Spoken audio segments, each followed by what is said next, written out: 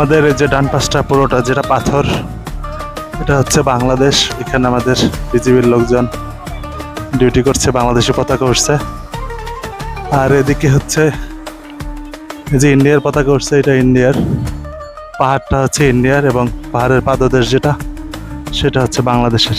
এই যে এখানে বর্ডারের সীমান্ত দেওয়া আছে, যে বিএসএফ ডিউটি করছে ওখানে। এদিকে আমাদের বিজিবির সদস্যরা আছেন। ওই পাশে যে নৌকা দেখতে পাচ্ছেন, ওগুলো ইন্ডিয়ান পর্যটক, এবং এই পাশে বাংলাদেশি পর্যটকরা জাফলং দেখার জন্য আসছেন। যে এই পাশ যে নিচু এলাকাটা, এটা হচ্ছে বাংলাদেশের। আর ওই পাশে যে পাহাড় দেখছেন, এই যে নদীর ওপারে, এটা হচ্ছে ইন্ডিয়ান এলাকা। যে এই পাশে যে সিঁড়ি দেওয়া আছে, যে ইন্ডিয়ান পতাকা উঠছে।